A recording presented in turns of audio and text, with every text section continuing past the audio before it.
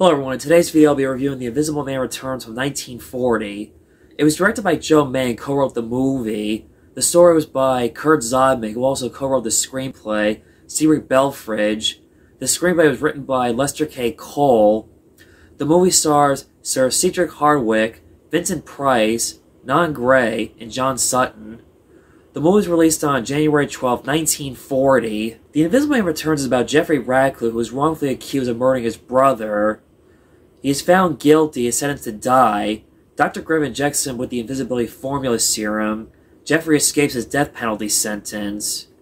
Jeffrey wants justice on proving his innocence and finding the real man who was responsible for killing his brother. Universal figured after making sequels to The Mummy decided, let's make sequels to The Invisible Man. The Mummy movies were anthology horror movies. These had semi-straight-up follow-up sequels, except for Invisible Woman. More on that in the next video. Despite no actor from the first movie has not come back, Jack Griffin was not as supernatural. This movie feels like if Alfred Hitchcock directed a Universal monster movie because of the format of Hitchcock films, Wrong Man Accused. Vincent Price was a nobody around this time. This is one of his first early horror movies, before he became a well-known name in the horror genre later in the 1950s and 1960s. Vincent Price does a great job in this movie, as good as Claude Rains.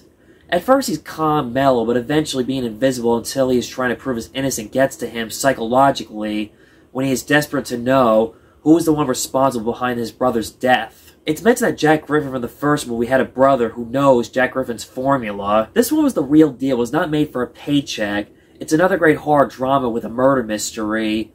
It's one of the best Invisible Man sequels. It was nominated for an Academy Award for Best Special Effects, and it deserved the nomination, despite it did not win that year. Instead, The Thief of Baghdad won in 1940 for Best Special Effects. It opens up with reminding the audience this is a sequel to The Invisible Man, not a reboot to The Invisible Man. Despite Jack Griffin died in the last movie, it was not as supernatural. Anyone could be the Invisible Man. Anyone could use that formula. John Sutton plays Dr. Frank Griffin, who is related to Jack Griffin. He's good. Loyal, good friend of Jeffrey. He believes he was not the murderer of his brother. He does a good job hiding from the police, protecting his friend without any suspicion. Having rewatched this movie for this movie review, it surprised me how Henry Travers and Gloria Stewart did not come back for this film. I guess they were not available around this time, or maybe not interested. One would think they would have been in this movie, being involved understanding Jack Griffin's formula, and helping Jeffrey get through a tough time being invisible. Or Gloria Stewart married her ex-fiance's brother.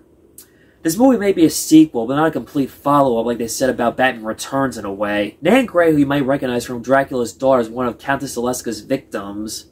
She plays a big and important role in this movie. She plays the girlfriend, fiancé, love interest to Vincent Price's character. She's also good in this movie. Just like Gloria Stewart, she's faithful, loves Jeffrey, and she believes that he is innocent, not the one responsible behind killing his brother. Last year when I did my Universal Monsters Frankenstein series review, I mentioned how, like in the later sequels, how actors like Lionel Atwill were reused and recycled in the later Universal Monster Frankenstein series sequels. As I've been rewatching like some of the other Universal Monster series and sequels, I'm noticing once again how Universal recycled actors from previous films and later future films. Cedric Hardwicke, who played Ludwig Frankenstein in Ghost of Frankenstein, plays a rich guy who is responsible for framing Jeffrey Radcliffe because he did not want his daughter to marry him. He's a real sleazeball, rich jerk. In the end, he gets what he deserved when he dies falling off the mines at the construction site. His character's death was not a loss and a tragic. Alan Napier, who you may recognize as Alfred from the 1960s Batman TV show. The scene when Jeffrey interrogates his character, that part was one of the most memorable moments of the movie.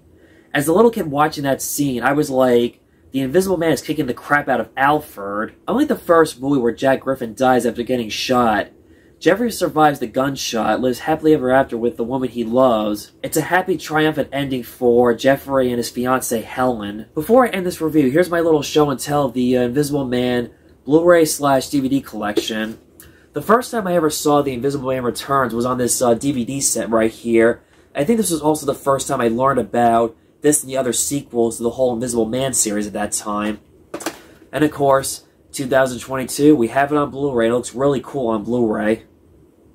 So that was my review of The Invisible Man Returns.